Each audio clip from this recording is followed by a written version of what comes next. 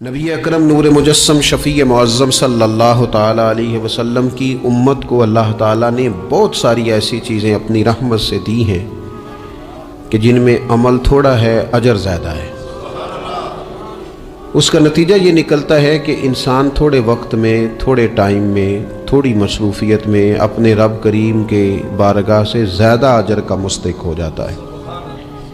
انہی مقدس، معتبر، معنی خیز ایام میں ایک بڑی فضیلت، زیادہ عظمت والا مہینہ ماہ رمضان المبارک ہے۔ قرآن مجید نے صراحت کے ساتھ اس ماہ مقدس کا نام لیا ہے۔ کیا معنی ہے؟ یہ وہ مقدس مہینہ ہے جس کا میرے رب کریم نے نام لیا ہے، اللہ نے نام لیا ہے۔ شہر رمضان الذی انزل فیہ القرآن، فرمایا رمضان کا وہ مقدس مہینہ ہے جس میں اللہ نے قرآن نازل فرمایا ہے۔ اس ماہ نور، ماہ سرور کا نام نامی اللہ تعالیٰ نے قرآن مجید کے اندر ذکر فرمایا۔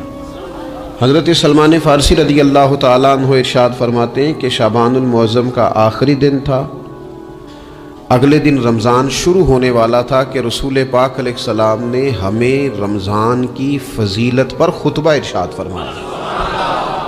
آپ اس بات کو غور سے سمجھیے کہ ایسا مہمان جس کے آنے سے پہلے اس کی فضیلت بیان کی جا رہی ہے، اور فضیلت کون بیان کر رہا ہے؟ امام الانبیاء صلی اللہ تعالی علیہ وسلم۔ یہ صرف ہمارے دلوں کے اندر، امت کے دلوں کے اندر اس ماہ مقدس کی فضیلت کو اور اس کی عظمت کو بٹھانے کے لیے کہ پوری طرح تم اپنے ذہن میں اور اپنے دل میں ایک بات بٹھاؤ کہ ایک عظمتوں والا مہینہ تم پر سایہ فگن ہونے والا ہے، عظمتوں والا۔ حضور نے ایک دن قبل اس کی فضیلت بیان۔ ہمارے ہاں یہ ہوتا ہے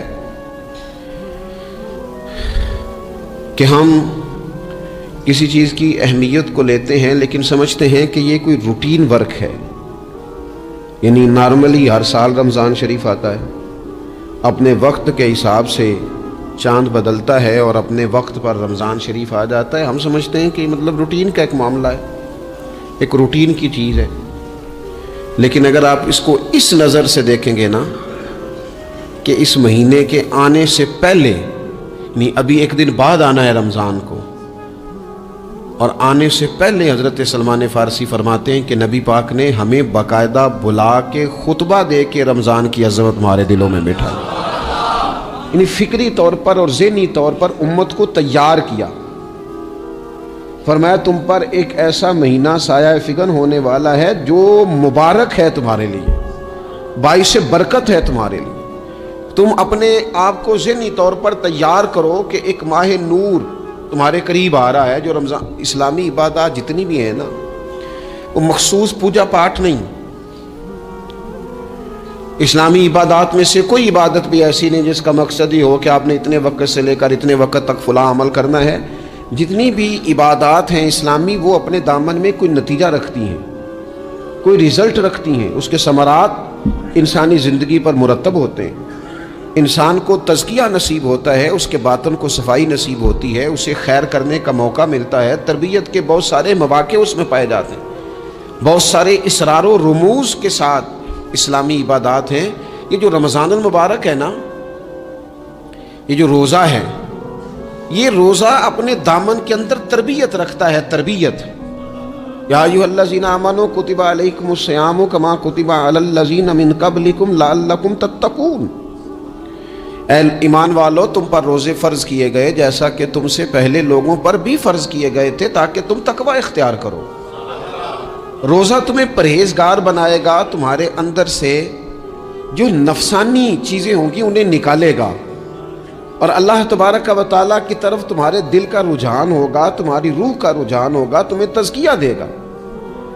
روزہ انسان کی تربیت کرتا ہے، انسان کو روزہ ذہنی طور پر تیار کرتا ہے کہ اللہ کے حکم کے مطابق کھانا ہے، اللہ کے حکم کے مطابق پینا ہے۔ سب سے بڑا مسئلہ اس دور کا رزق حلال کا حصول ہے اور حرام سے اجتناب ہے۔ تو روزہ ہمیں یہ سبق پڑھاتا ہے کہ ہم وہی کھائیں گے اور اسی وقت کھائیں گے جو کھانے کا ہمیں ہمارے رب نے حکم ارشاد فرمایا ہے، اور جس سے اللہ رسول منع کر دیں گے جتنی مرضی چمک دمک اپنے دامن میں رکھے، جتنی مرضی، لیکن ہم وہی لیں گے جو ہمارے لیے جائز ہے۔ آپ غور فرمائیے، روزہ لعلکم تتقون، روزہ تمہیں پرہیزگار کرتا ہے۔ بہت سارے لوگ ایک بات کرتے ہیں کہ عادتیں نہیں بدلی جاتی، یار کوشش کرتا ہوں لیکن میری عادت نہیں تبدیل ہوتی۔ میں آپ کو ایک رائے دینے لگا ہوں، مشورہ دینے لگا ہوں، میں آپ سے یہ عرض کرنے لگا ہوں کہ موقع آیا ہے رمضان شریف کا۔ رمضان میں بندہ روٹین میں اپنی عادتیں بدلتا ہے۔ کسی کو سویرے 7 بجے کھانے کی عادت ہے، کسی کو 9 بجے کھانے کی عادت ہے، کوئی صبح ناشتہ نہیں کرتا، دوپہر میں ہی کھاتا ہے، لیکن رمضان آیا تو عادت بدل گئی۔ 7 بجے والا بھی نہیں کھا رہا، 9 بجے والا بھی نہیں کھا رہا، دوپہر والا بھی نہیں کھا رہا، سارے سحری میں کھا رہے ہیں۔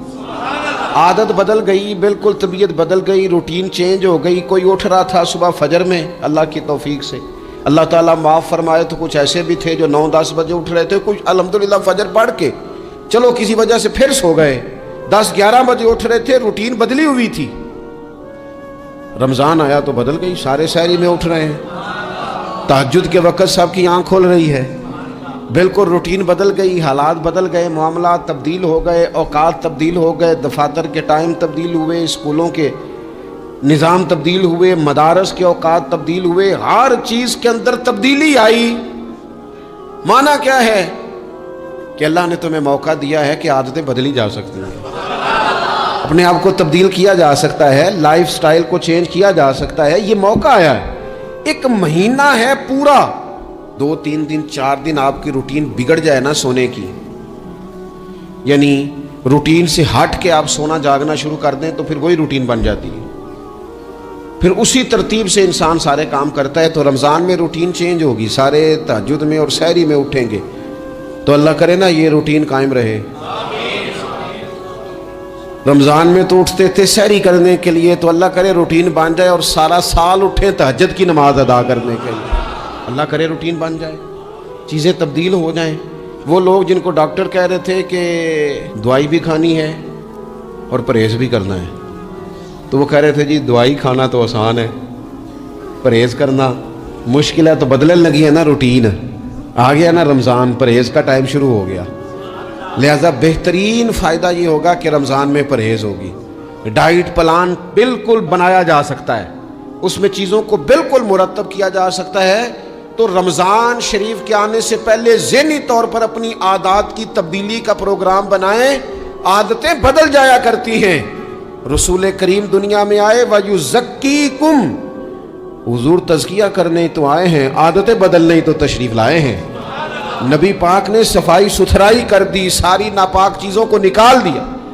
تو روٹین دیکھیں کہ رمضان میں تقوی کے حصول کے لیے اپنی عادات کو تبدیل کرنا ہے، اور اس کے لیے ذہنی طور پر اپنے آپ کو تیار کریں۔ وہ جو کہتے ہیں بچے سویرے نہیں اٹھتے، وہ روٹین بنا لیں، یہ موقع آیا ہے، ابھی سے ارادہ کر لیں کہ جناب ہم نے اس ترتیب سے اپنے گھر کو، ماحول کو، بچوں کو اس ترتیب سے ہم نے مرتب کرنا ہے چیزوں کو۔ یہ آپ ارادہ کریں، اللہ تعالیٰ مدد فرمائے گا۔ رمضان المبارک کی جو خاص فضیلت ہے، اس خاص فضیلت کو رمضان آنے سے پہلے ذہن میں بٹھا لیں، اور رمضان المبارک پورے کا پورا اس ذوق سے گزاریں کہ ذہن میں بات موجود ہو، ذہن میں کہ دراصل رمضان کیا ہے۔